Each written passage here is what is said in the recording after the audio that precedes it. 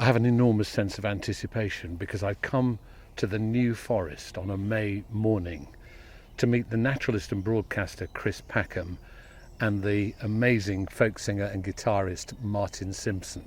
And we're going to find out what connects these two people is a passionate love of nature as we go for a walk in the woods.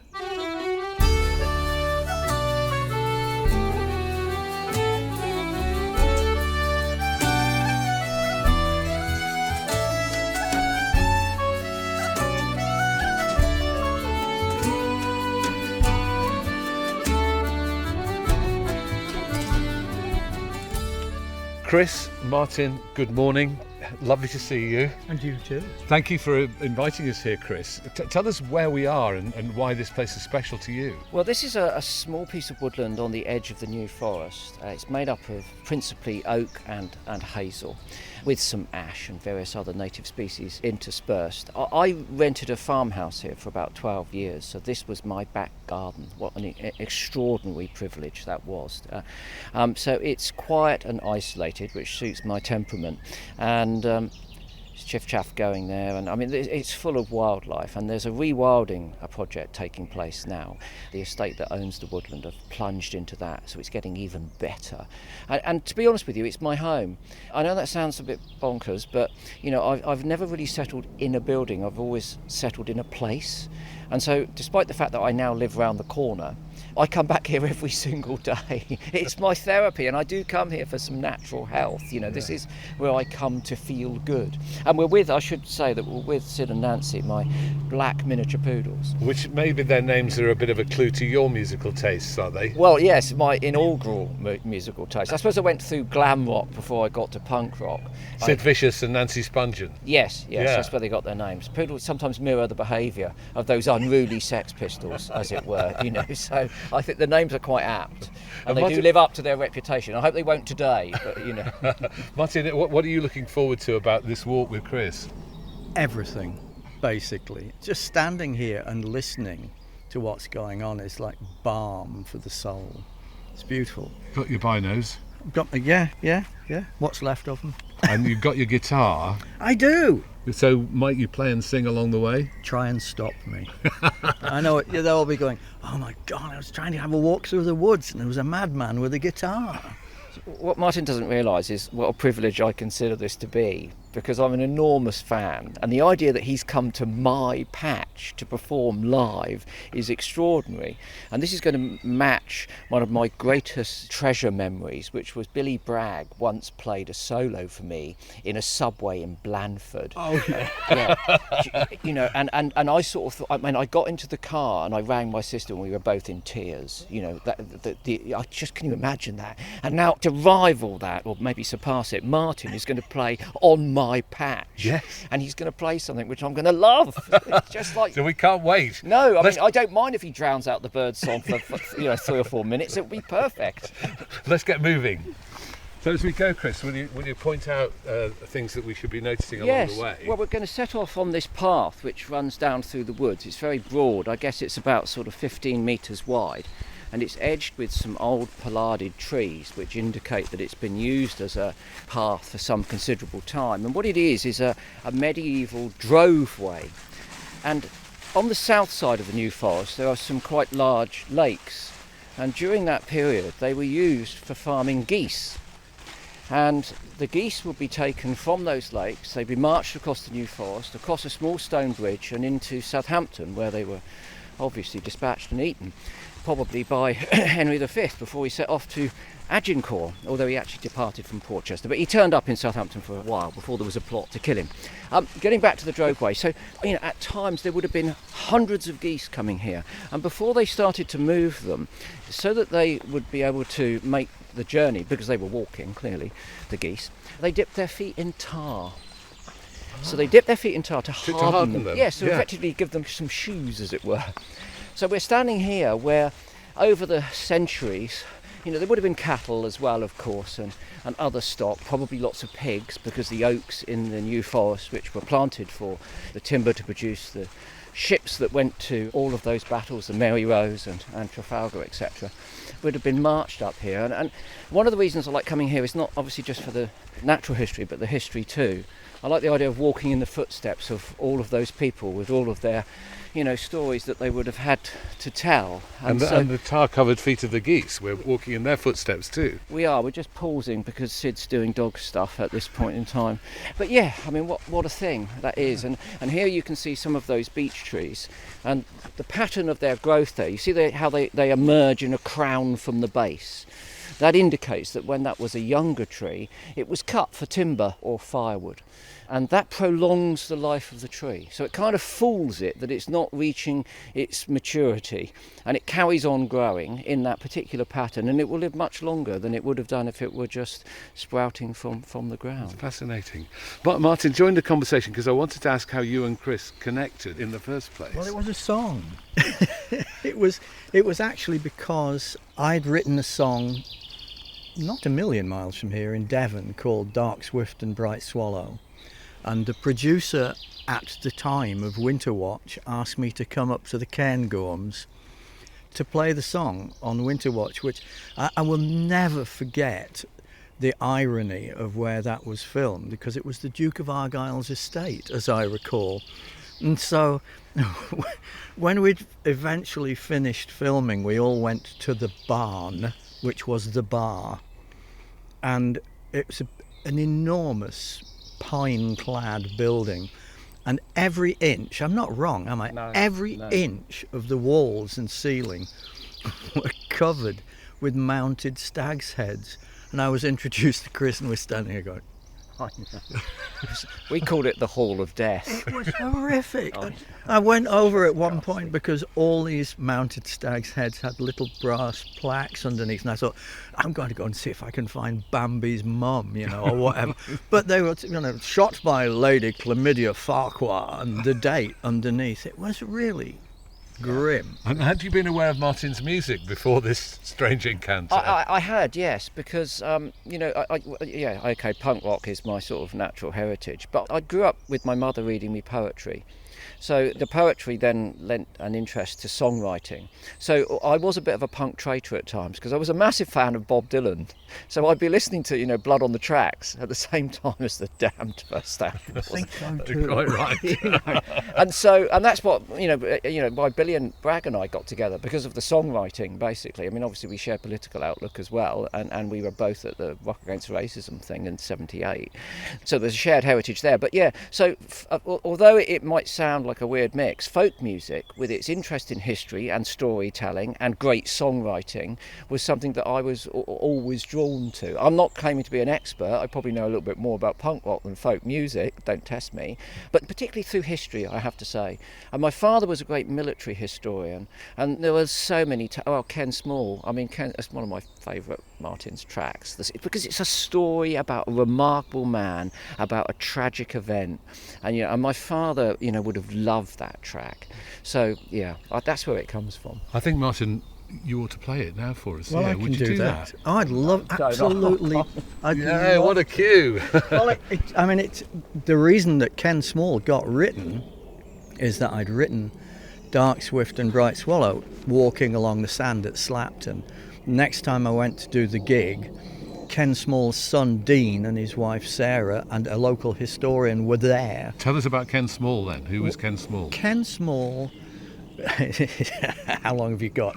Ken Small was a policeman in Hull, and he found it to be corrupt. He hated it, so he had a career shift.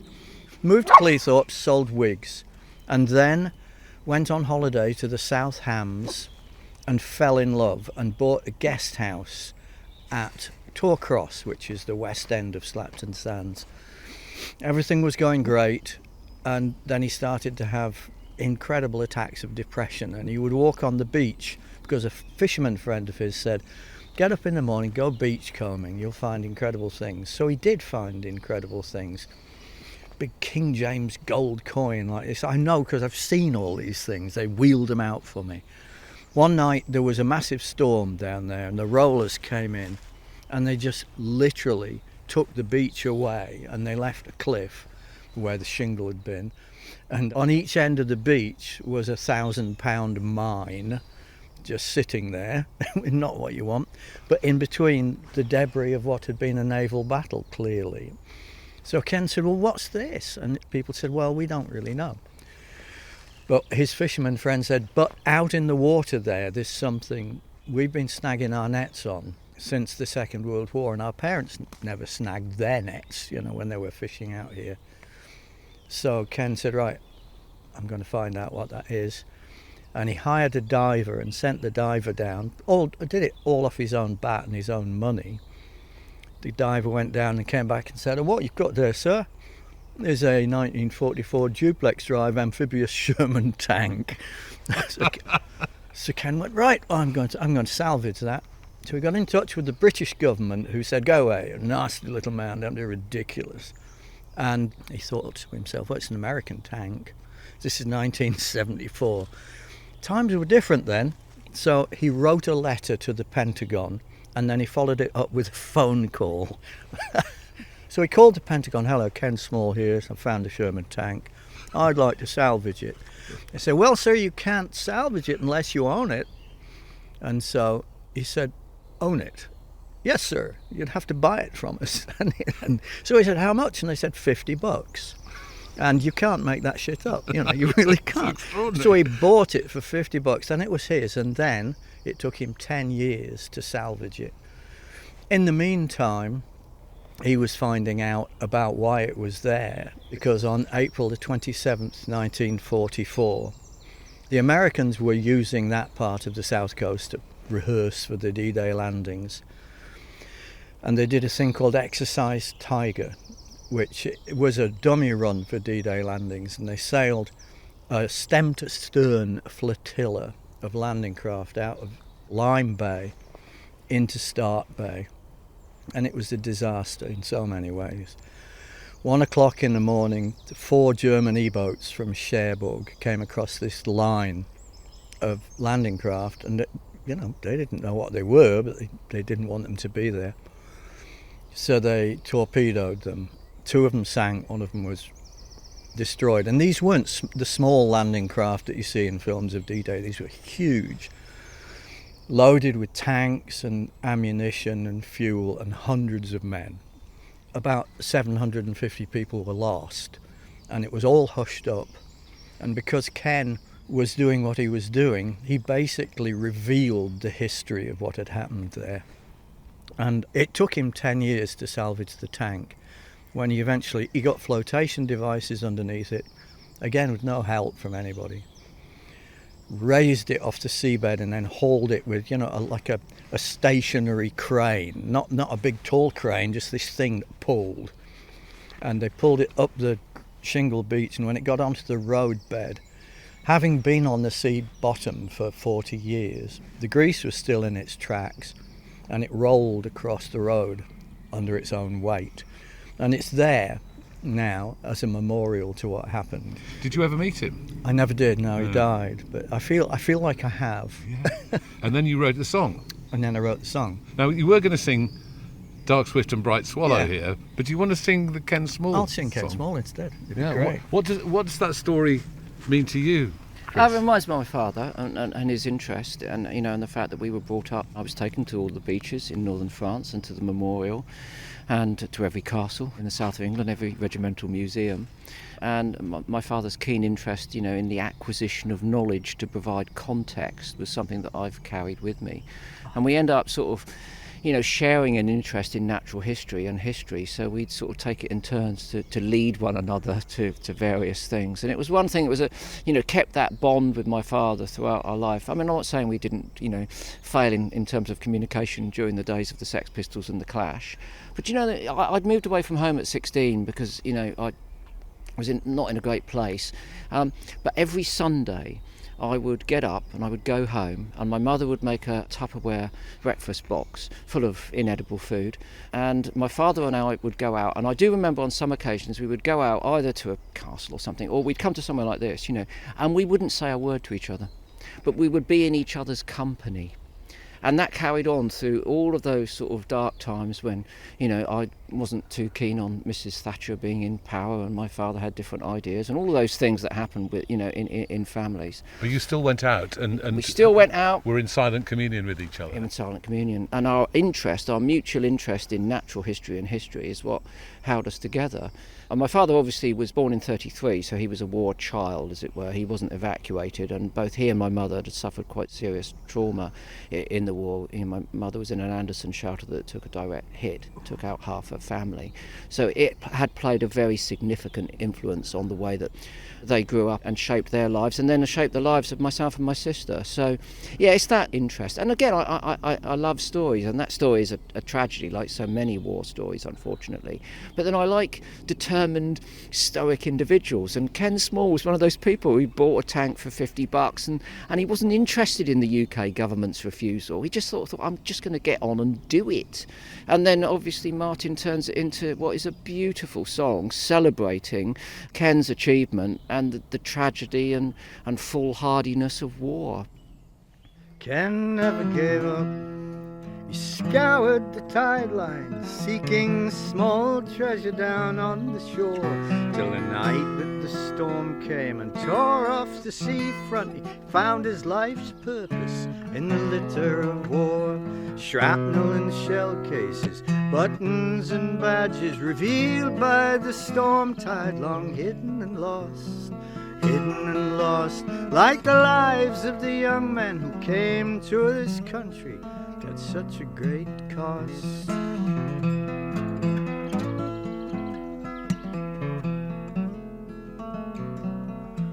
Ken followed his dreams to this place in the South Hams. He came seeking solace down on the shore, but out of the blue the dreams become nightmare, awaken in darkness down on the shore. Out in the water, the fisherman told him there was something down there that should not be. Something that told him the forgotten story of young men dying in a burning sea, determined to salvage the truth from the seafloor.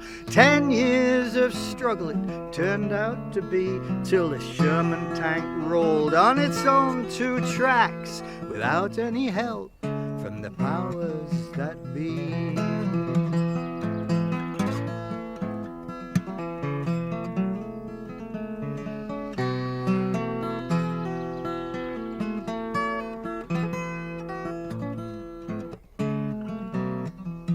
Ken sits in his car by the tank at Torcross. His window is down and he's happy to share his sandwich with starlings, his story with strangers. He has nothing but time for those that care. He got a letter from the president, another from the witch, poor congratulations from the privileged and the rich, and he got the D-Day mandolin from the lady in Torquay who knew she had a gift to give, and where the gift should be. His money was gone, his marriage was broken. He sat on the seafront, he never grew old, but he found peace and treasure. Down on the shoreline he found truth and healing, and the story he told.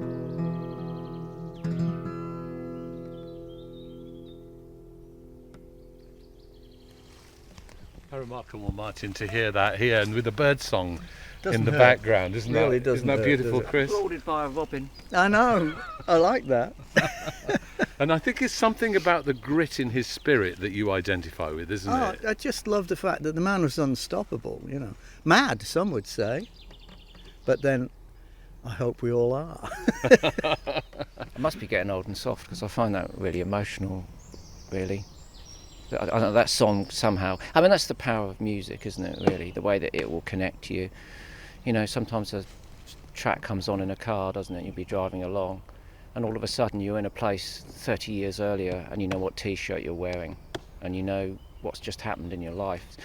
It's an extraordinary thing, and to be able to master that and conjure the ability to write songs that will communicate that and completely transform people's mood and shape their lives is something that I'm mildly envious of, but have an enormous admiration for. You know, it's a gift. It's a gift that can be cultured quite clearly, but it's not something I can do, and therefore, you know, I'm always humbled by that sort of thing. It is an amazing skill, and you make it look effortless, Martin, but it's not effortless, is it? There's work in there. There's graft.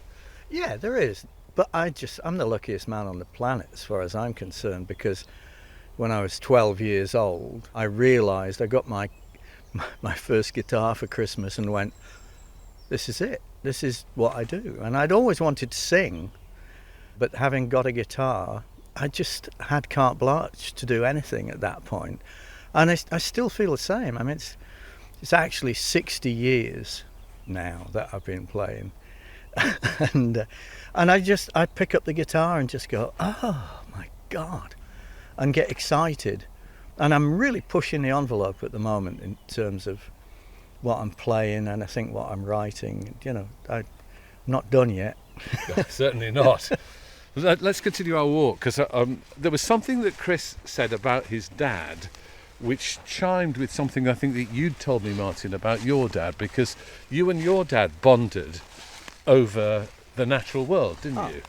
Yes, my dad took me out actually on a bicycle, a very big heavy treader, and he put a little seat on the crossbar, and he had a piece of army belt which he fashioned into stirrups for me, this wonderful brown leather pair of stirrups over the crossbar of the bike. Because he was an ex-army man, wasn't he? Yeah, he was. He fought in the First World War, and he served in the Second World War as well. And he loved to go out into the countryside. So we'd get on the bike and away we'd go. From Scunthorpe? From Scunthorpe out into all these places like Twigmore and Lawton Forest and Manton Common. And, you know, he was the kind of guy he worked for an insurance company collecting premiums, and he went out on his bike and just rode around all the time. I mean, he didn't stop working until he was over 70. And I remember one time he came back home and he was so excited. I was in the back garden and he came around and he held out this thing to me, and I nearly fainted, because what it was a nightjar which had been hit by a car, and it expired as we looked at it. But he was massively excited by nature, you know. And the corpses of animals featured quite a lot in your childhood. That was my child. Oh yeah, they did. Yes, I'm sure it was Chris's too. I had a bedroom full of roadkill. What sort of things? Oh, all sorts of things. Well, a waxwing, that was pretty exciting. When the waxwings came through, you know, they would get killed on the roads, and so I'd go out to see what I could find. I had some short-tailed field voles, which I kept on the windowsill in my bedroom. What did your mum think about that? Well, she was all right with it until the curtain blew across the front of the cage and they ate the curtain. So they had this really sweet little nest, which was grass and blue curtain fabric, you know. And Chris, what about your interest in nature? Going out with your dad, obviously, but it was something that meant a lot to you really from an early age. Yeah, and parents say that I was crawling around our Three Up, Three Down garden in Southampton and was interested in nature before I could speak. It was ladybirds and tadpoles and very day-to-day animals that caught my eye. I love the perfection, I love the symmetry and the simple beauty of those things. And then that grew to a broader interest. My parents were quite generous when it came to getting me books and taking me to the library, and I liked learning about that. And then I could jump over the fence, I got a bit bigger, and I could explore further afield. And then I got a bike, and that was further afield. That was it, really. I mean, I'd cycle to Winchester and back after school rather than do my homework to look at a kestrel's nest or something. My parents always sort of invested in that. They were very keen to fuel my interest, and that was great because there was quite a lot of other difficulties in my childhood and early life. But the one thing was that they knew that was my passion was, and they encouraged it. They didn't come from that sort of background. My father was a marine engineer. My mother worked as a legal secretary when she went back to work. But whatever I was into, and it did switch quite frequently from one thing to another, always of a natural history or an art interest, basically. They would do everything they could to cater for that. So I would beg my mum, summer holidays, every single day, mum, can we go to the zoo, mum? Southampton had a zoo, which with the benefit of hindsight was a pretty horrid place, but as a child in the 60s I didn't recognise that. It was a place where I could go and get pecked by penguins and get licked by a giraffe. When I begged my mum to hold, lift me up, mum, I want to, meet the giraffe, and they facilitated all of that. I'm greatly indebted to them on that account. When you say there were difficulties in your childhood, you've obviously talked before about your autism. Was that manifest in your childhood? Was that one of the things that was coming out at the time? We didn't know at the time that's what it was. Obviously, this was the 60s and 70s, and my parents had no capacity, or any of the teachers, no one had the capacity to sort of diagnose that or come up with any ideas. But yeah, there were tough times at school, and there were tough times at home, to be quite honest with you as well, and that manifests in various different ways. And I think my parents handled it really well, but it made their life really difficult at times. And did you find peace and solace away from human companionship in nature? This is it. I mean, if you'd have asked me at the time, what are you doing here on your own after school every day, come wind, rain or shine, I'd have said, well, I'm coming here because I want to hear that bird singing, and I want to find that butterfly and all that sort of stuff, because I thought this was just the repository of everything that fascinated me. But now I understand that I came here to be normal, because when I'm here on my own, I am just a normal bloke. There's no one to judge me, and there's nothing for me to judge myself against, and I feel more intact. And so quite clearly that was a means of reducing, or attempting to reduce, that sort of anxiety and conflict that was in my life at that time. And by the time I got to a teenager, all I really wanted to do was, there were two safe spaces. This was a safe space, and my bedroom, when the door was closed, was a safe space. So it was one of the two, and I would leap between them as adeptly as I possibly could. And what do you think it is about nature that gives you that peace? Well, I mean, look at this. I mean, I describe this at the moment as so green it hurts. Yeah. I mean, here we are in the first few days of May, and these beech trees and oak, well, the oaks have leafed a little earlier and they've already gone off. But I'm going to take you to a tree, a beech tree, an old coppice, which is in the process of just unfurling its leaves. It's a vast cathedral of light. For me, this is a place where I can saturate my sensitive senses. And that's challenging at times, but also exhilarating. And it's a place that, although I've lived here and I've come to this wood for, 20 years now, and there's not a tree that I haven't touched or hidden under in a storm of some kind, and I've walked and shared this space with my dogs, every time I come here, I can learn or feel something new. And I mean, with the best will in the world, if you went to those military museums that my father went to, you could read it all, you could acquire it all, but in nature there's an inexhaustible well of things to discover. And I like doing new things, so being in nature is great. We know that can provide respite for everyone. But one of the things we've learned through scientific research is that the more focused you are when you engage with nature, the longer the benefit lasts in terms of relaxation and calm and mental health. So very often what I do when I come here, I think, today, all I'm going to do is listen to birdsong. All I'm going to do is look at leaf shape or touch the bark of trees. And one of the things I did a few years ago, which strikes people as a little bit bonkers, but for me it's about maximising my connection, is that I taught myself to identify the species of tree by the sound it makes in rain.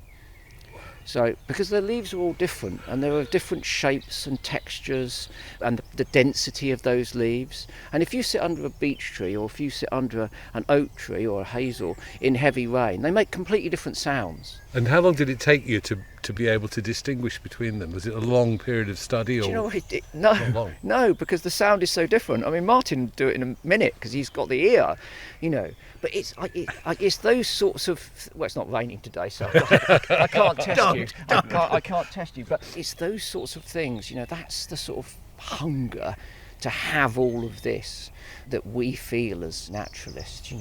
Do you identify with that, Martin? Completely. I was having a moment there, though.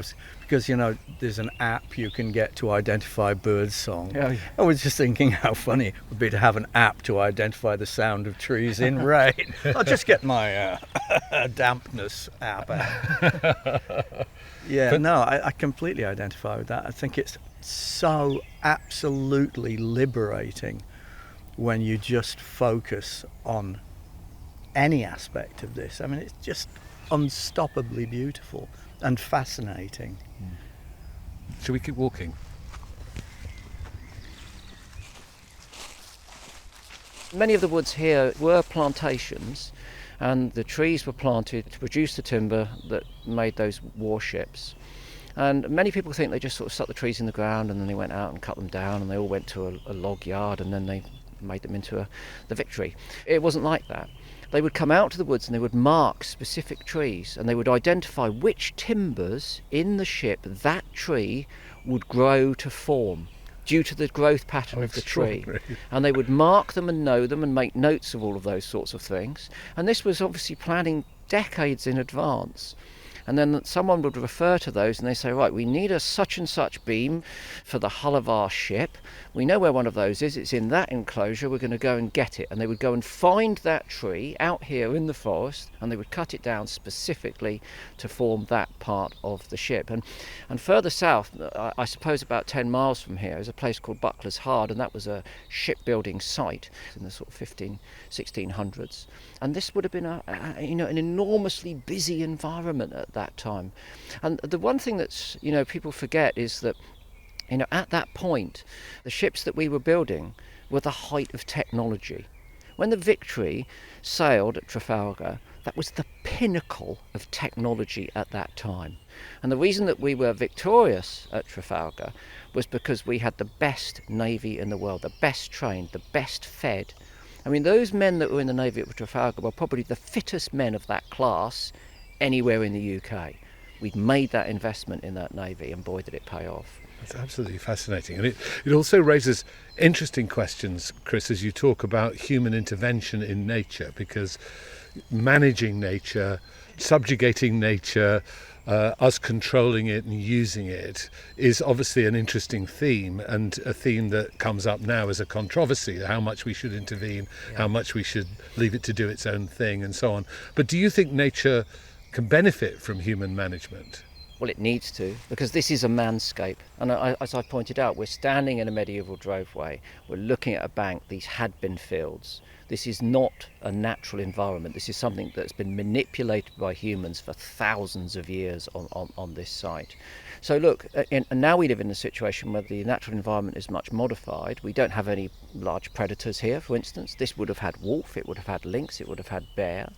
They would have all disappeared certainly the bear and lynx would have disappeared at least 1,000 years ago. Wolf shortly after, in this area I'm talking about. Last wolf disappeared in Scotland in the 1740s. But so we have a surfeit of deer here now, because there's no natural predators.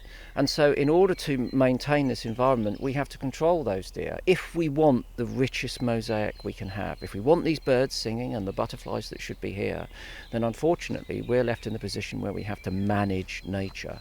And that can be passive, which is when it's nice, or unfortunately sometimes it has to be destructive. And so the deer have to be culled? The deer have to be culled because we don't have those predators. And of course, people think that's oxymoronic. Are you killing for conservation? Well, effectively, we have no choice, and it's sad, but that's the way it is. And ultimately, in a time of biodiversity crisis, we have to take those hard decisions to make sure that we do have the birds and we do have the butterflies as well as the deer. It just needs to be done in a scientific, dispassionate, and pragmatic way. And I think I need to stress there's a very distinct difference between what we would call deer management, culling, so forth, and sport shooting. Sport shooting is about shooting animals for trophies, as Martin was talking about, those that were nailed on the wall of that ghastly hall in Scotland. In an area like this, we're interested in solely reducing the number of animals, measured scientifically, so that the environment can benefit. Do you understand the dilemmas and the balancing act that Chris is talking about? Implicitly, completely and utterly. Where I live, the landscape is so much affected by humanity. And just understanding the fact that you're not going to be able to fix that. You can't fix Sheffield. But what's been created is an extraordinary place for wildlife, actually. So can I read you half a song I haven't finished it yet. Sure, So- yeah. Tell us why you want to read it to us. Because it's about what we've been talking about. It's about our relationship with nature.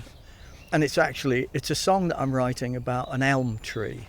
And I haven't got to the elm tree yet, but on my almost daily walk, you're basically walking along the banks of waterways which have been altered because of steel.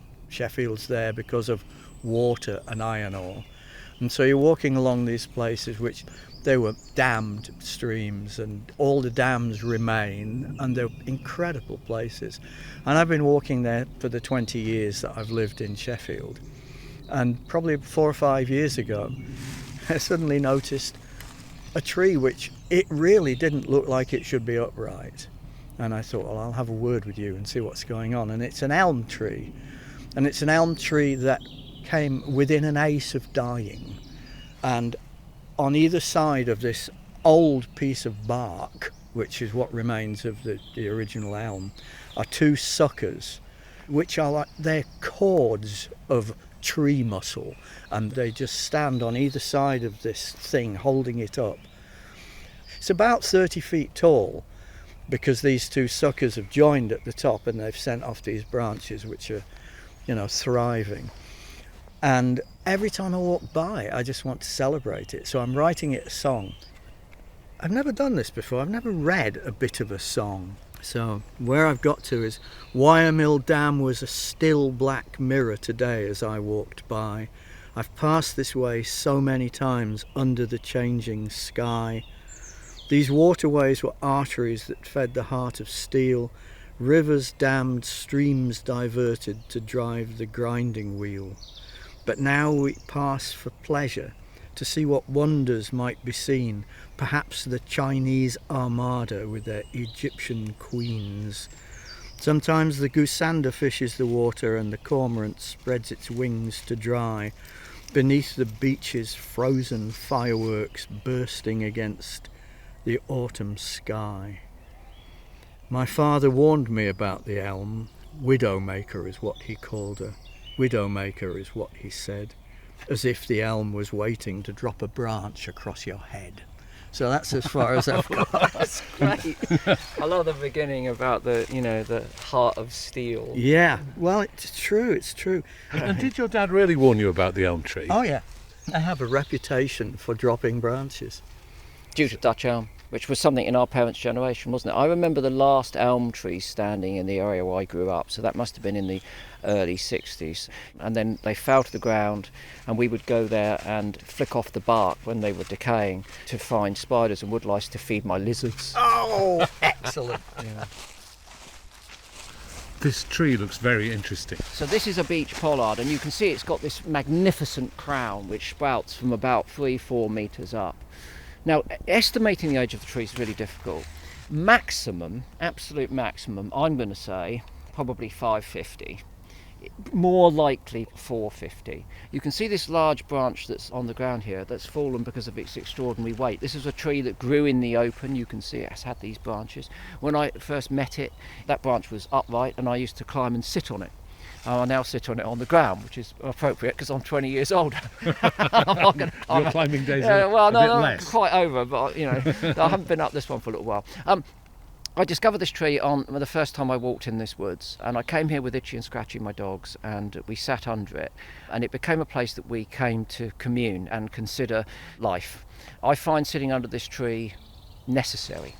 This tree puts me in my place. I am an inconsequential organism in time and space. If trees could talk, can you imagine the story that this would tell?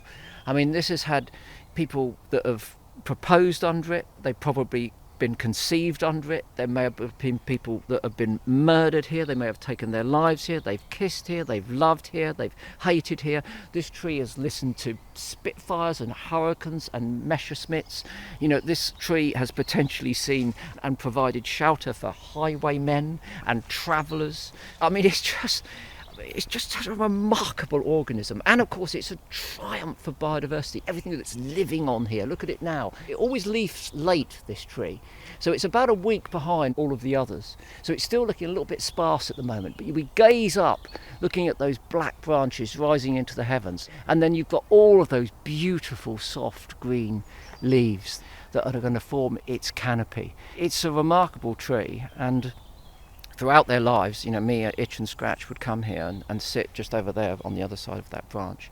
And this is where my ashes are going to be scattered. And I've got the ashes of Itch and Scratch, and they're going to be mixed together. And we're going to be scattered here. And my wish is that the three of us will be united in the body of that tree. Our carbon will be sucked up through its roots, taken up here, and it will form a leaf. And then the leaf will get eaten by a caterpillar, which will get eaten by a blue tit, which will get eaten by a sparrowhawk, which will be eaten by one of the goshawks that lives just over there. And me and Itch and Scratch will be part of that. That's an amazing It's a thought. fantasy. Yeah, it's a brilliant, It's a fantasy. Isn't it? What about that, Martin? Isn't that amazing? You have no ambition. That's an extraordinary image. Fabulous. That makes perfect sense. And actually. then you are part of that cycle of life. Yeah, and this tree is a symbol for me. And, as I say, I loved under that tree. Me and Itch and Scratch sat there. And I remember sitting one afternoon, and it was just the most torrential rainstorm. They were huddled under my coat, and we sat there like this, and I looked out, and a whole group of fallow deer walked just through here. Now, under normal circumstances, dogs would chase the deer, but Itch and Scratch looked at each other, and they looked at me, and they looked at the rain, and they thought, do you know what? Let's just leave them. And the deer walked past along there, and we just sat there huddled, and we had great moments there under there. And and I've thought about a lot of different things. I felt good, I felt bad, I felt very bad, I felt very good sat by that tree. So that tree contains some of my stories, but I mean just a blip in all of those others that it's seen and covered. I wonder, Martin, would you mind singing a song here? I'd love to sing it. I absolutely adore to. I have to say, I was walking behind you guys and listening to you talking, but because of my dad, what we just walked up here, the thing that we just came off in my dad's use of the English language, that's a ride. And because it's a ride, it's a little bit more open to the air. And so I was actually watching speckled wood butterflies utilising the light along the side of the ride, which I learned to do when I was about 6 in South Wales. My dad said, we've got along this ride, there's sure to be something to see here. So yes, I loved walking along there behind, listening to you guys talk and taking in stuff. And what would you like to sing for us? I think I should sing Ridgeway, because we've been talking about people and nature. So I'll go and get ready. I'm going to sit down in this patch of sunshine without squashing any of these little fungi that are growing here, and I'm going to get in tune. Well, this is another one of those massive tree moments. This tree moments, Martin Simpson sat on my log under my tree. I mean, it's a dream. It's beyond a dream, isn't it?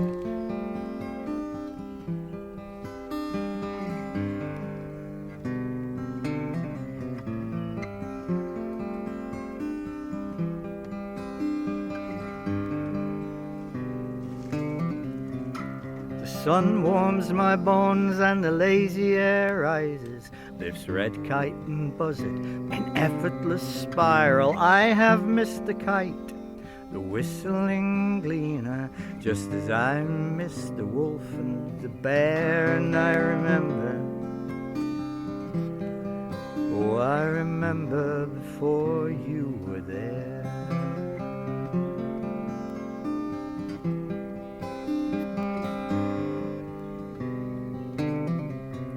I woke up from my long sleep, I shivered from my cold dreams, made myself a warm coat, a coat of richest green, a coat of oak and ash and elm and birch and lime and alder, all the trees of England and the finest ever seen.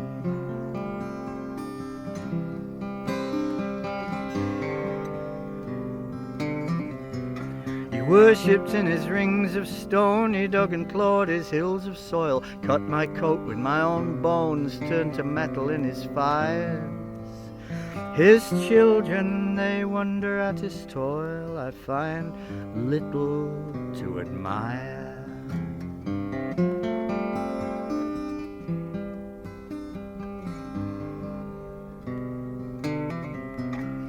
First he cut for shelter, then he cut to clear for cattle, then he cut for the smelter, and he always cut to burn.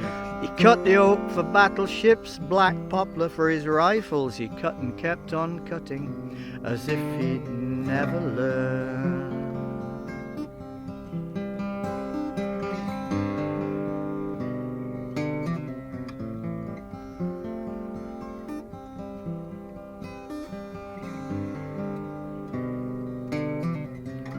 Sheep graze, my coat is gone, there's a path along my bare back. Feet have worn away my skin to make the Ridgeway track.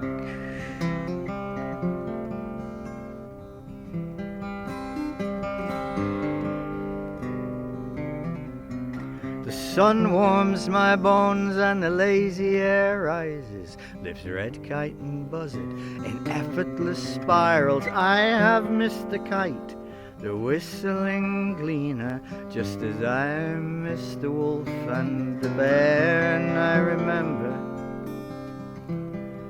oh, I remember before you were there.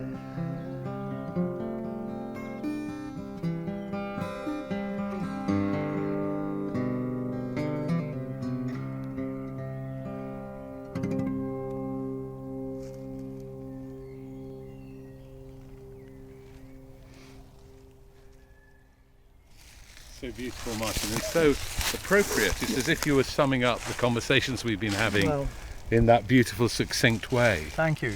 I heard an interview, and it was with Corinne Polwart, who I admire immensely. I think she's fantastic.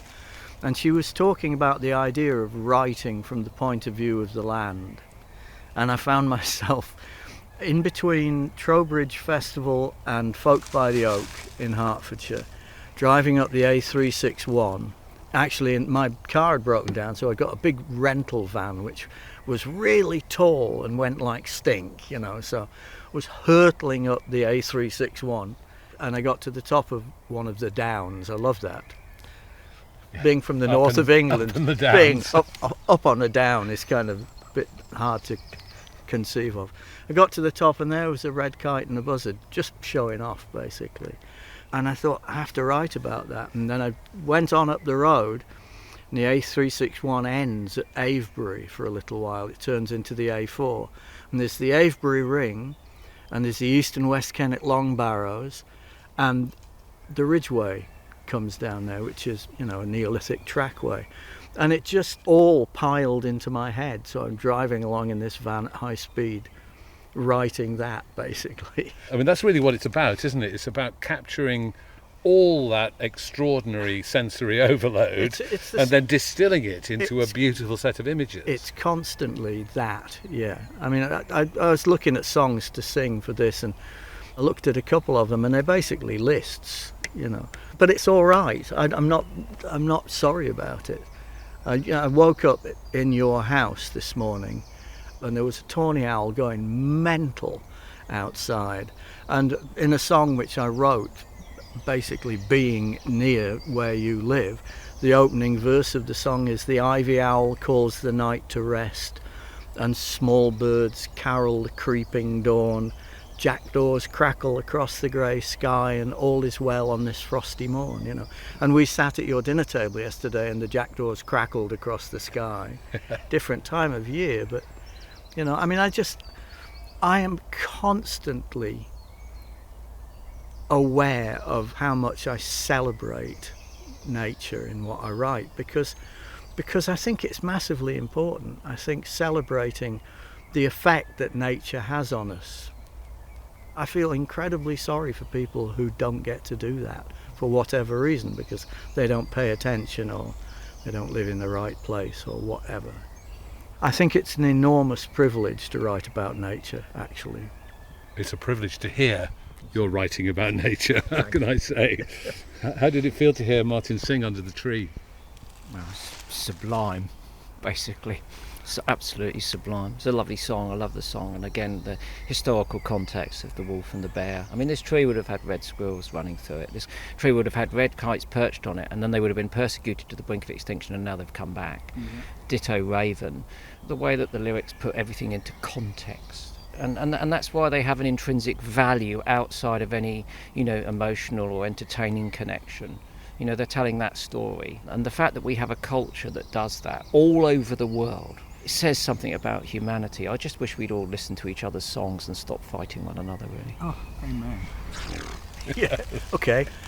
Agreed. That's going somewhere. Agreed. Yeah.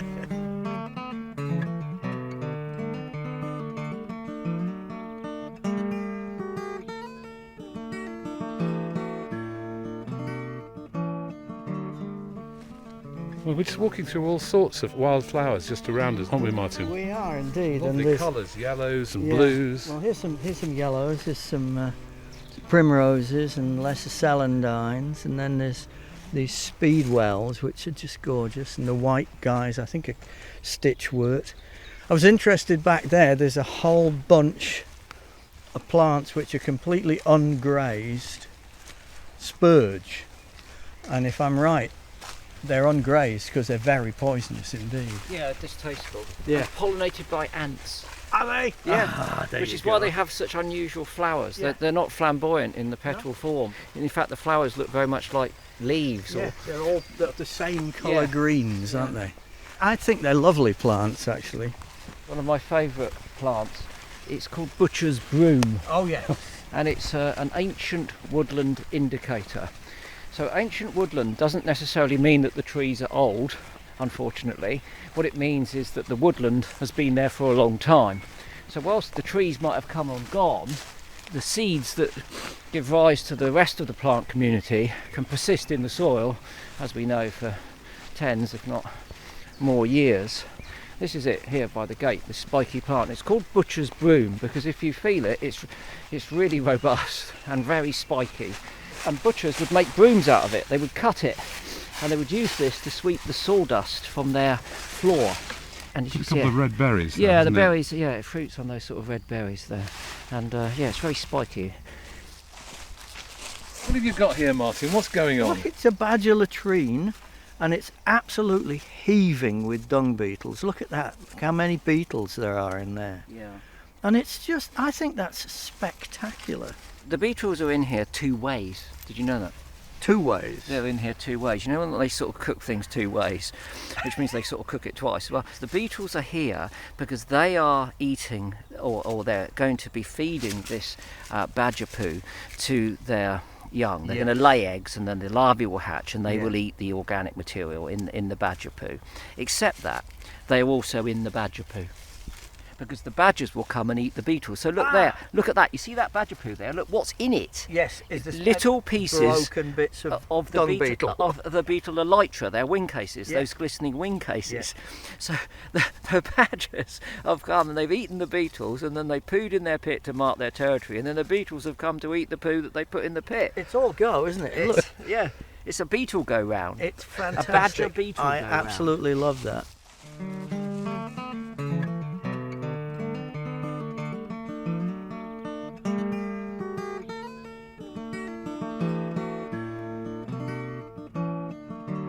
Is there a particular nest here as Yes, well? we just happen to be in a place where we can use our binoculars to look a significant distance at a goshawk's nest.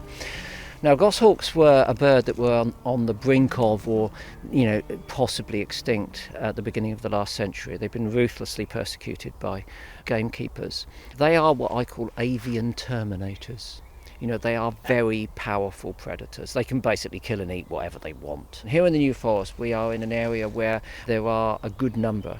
So I would now say there were probably at least 40 to 50 pairs in the forest and around here on the edges of the forest. When I came to this woods, there was a nest in the woods across the road, but now they've moved into this part of the woodland as well. So there's an old nest which we can get much closer to because obviously we're not going to disturb them, and that's just here.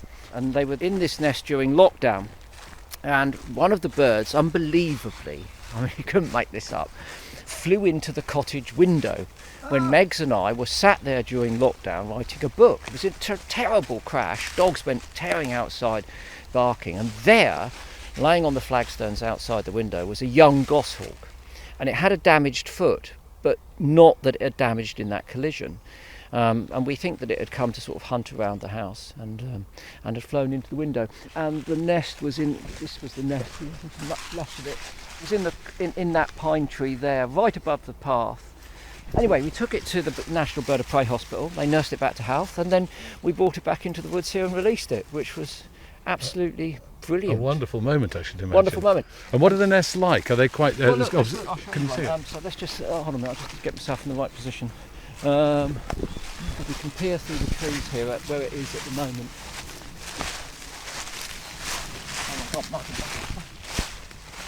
Oh my God! Look through there. Yes, I can see. You got it? Yeah, absolutely. I have never seen a goshawk before. It's a long way off, but You know, yeah, but look at that. yes, that is power. It's seen us. It's just looking at us over its shoulder. Yeah. And I could come down there and mess you up, you know. Oh, if we were a squirrel Yeah. or a pigeon, we'd get well messed up. Well messed up. You should have a look. Let's through have the a look. binoculars. That's an amazing sight. Oh, it's just ridiculous. Just look through that. Come this way a little bit. Okay. See that hole in the sky? Oh yeah, I see it. Yeah. Right, yeah. So I can see the nest. Go through Yeah. there, and she's got. Oh yes, I got it. She's got that beautiful soft brown back, very broad shoulders, small sharp pointed head, and if we could see them, I mean she's too far away, they have eyes which pierce the dark heart of your soul. I mean they have got the most ferocious eyes, and they show such demonic intent when they stare at you. But this is unusual because typically, even at this distance, she will either lay flat on the nest or she will slip off of it as we walk by. But she's sitting up, isn't she? And She's sitting up. there's a lot of I mean, I say the we're- nest's quite big and untidy. The twigs hanging yeah, down. large though. You see how big it is? I Yeah. mean, that nest is 1 metre and a bit across, and they added to it again this spring. What an amazing thing to see, Chris. It is. It's an extraordinary privilege, isn't it? Yeah. And she's sitting there, not moving, just occasionally turning her head Yeah. from one side to the other, checking out what we're doing. Oh my goodness me. Oh, I can see the yellow eye. Oh my goodness.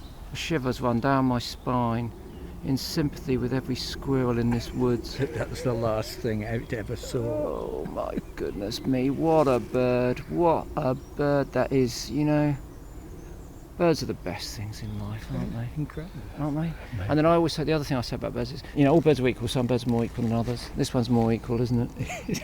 I mean, Absolutely is. Equal as buggery, that, I think. look at that.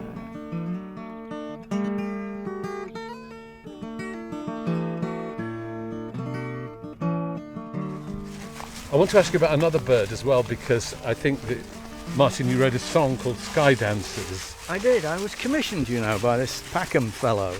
What happened, Chris? What's the story behind it? Well, Skydancer is a name that's given to male hen harriers. And hen harriers should be a bird that nests all over, you know, England and the UK. But they've been driven to the uplands where very sadly they are still ruthlessly persecuted on driven grouse moors. And we're talking about hundreds of birds a year being illegally killed. And they're called skydancers. The males are pale grey with a white rump. The females are brown. They're sexually dimorphic, so they look very different. And for many years, people thought they were different species, actually, the male and the female. But in the spring, the males do this tumbling display where they rise up and then fall down out of the sky. And this is the sky dance, as it were. It's an extraordinary thing to see. You know, it's one of those things when you meet someone, they've either seen it or they haven't. You're either in or you're out of the club, you know. And so very often we find ourselves in a bubble. We speak passionately, but only to other conservationists, and they already know what we're talking about. It's the classic preaching to the converted. And so I thought, you know, well, if Martin were to write a song, it would spread the message to a different audience. And I like the idea of using art and culture and music to communicate things in that way. And so when we thought about this, there was only really one man for the job. And what was your reaction, Martin, when you got the call? Oh, well, it took me about 0.2 of a second to say yes. I have written commissions before. It's not the easiest thing to do, but in this case it was. And for a number of reasons. One is passion and the fact that I was forearmed with the knowledge. I lived down the road from a grouse moor, you know. But the other thing was my neighbour Richard Hawley, who is a prodigious writer of songs. He and I were sitting out the back of my house one evening and we had a lull in the conversation, and he looked at the sky, which is considerable where I live, and something flew across and he said, "The bird completes the skyline." Pointing at it. Pointing at me. Going, because he writes constantly, you know. And I looked at him and I said, "You bastard." And he said, "No, it's okay, you can have it." So, and that was absolutely true. So I had the first half of the first line of the chorus in my book before I was asked to write the song. And that helped, let me tell you. It really helped. Would you sing it for us? I would utterly love to sing it for you.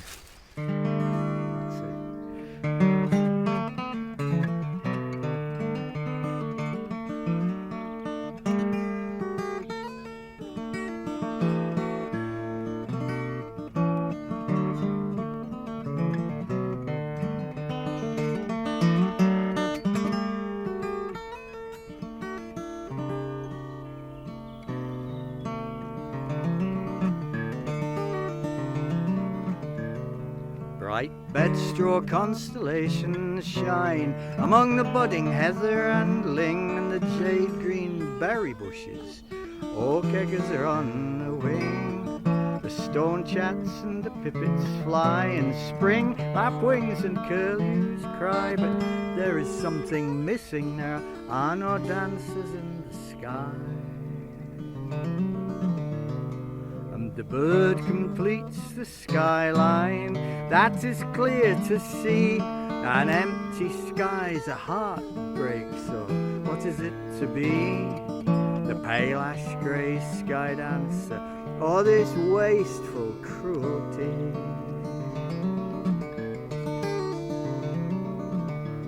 At 15, I saw the falcon fly at Simmons' yacht on the River Wye.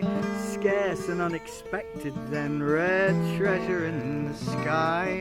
In mid-Wales 50 years ago, the red kite's beauty lit the snow. Now I might see them every day, falcon on the city cliffs, red kite by the motorway. And the bird completes the skyline, that is clear to see. An empty sky's a heartbreak, so what is it to be?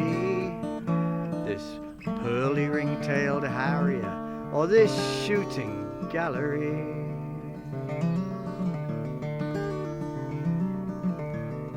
The heathland, it is burning up above the valley towns. The greedy flame consumes the peat, so when the rain comes down, it pours across the moorlands, wreck, bursts the banks of stream and beck, overwhelms the stream and beck, and floods the town again. And the bird completes the skyline, that is clear to see. An empty sky's a heartbreak, so what is it to be? This life-supporting landscape, or this brutal tyranny?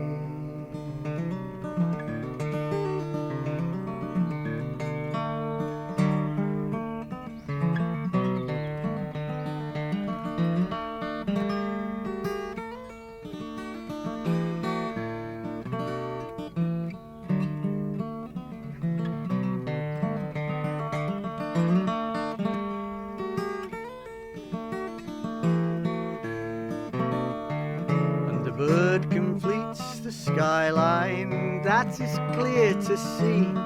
An empty sky's a heartbreak, so what is it to be? The pale ash grey skydancer, or this wasteful cruelty?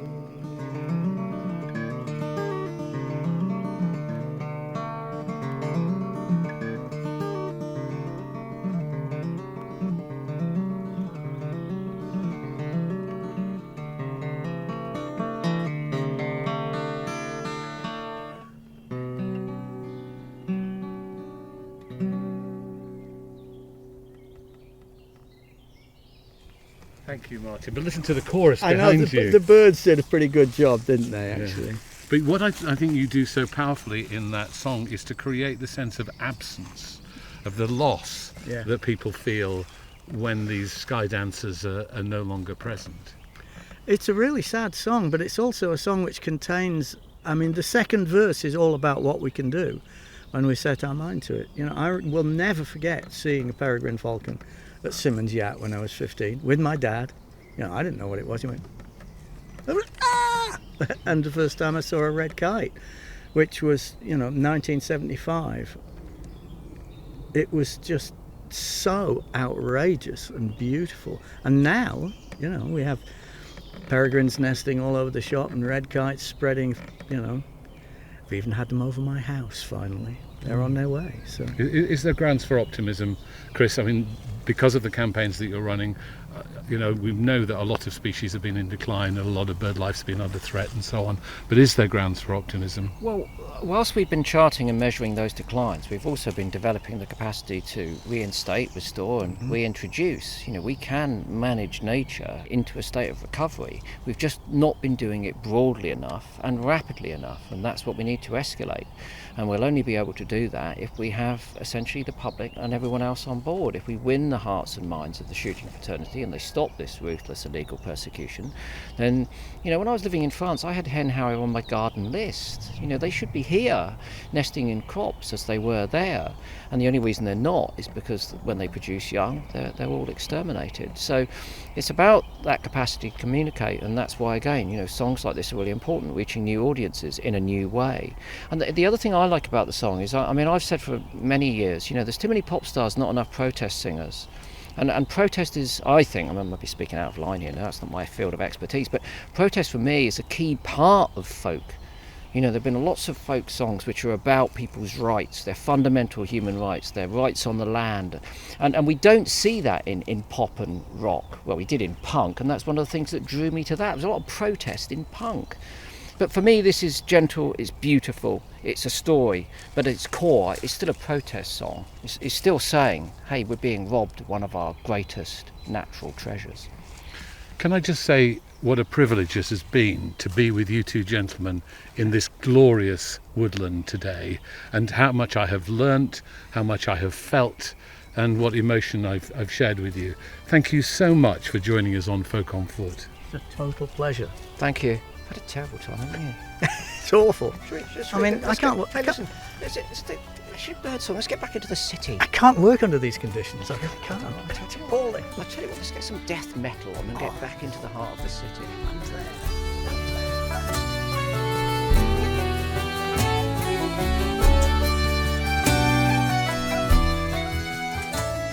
We really hope you enjoyed this episode of Folk on Foot as much as we enjoyed making it.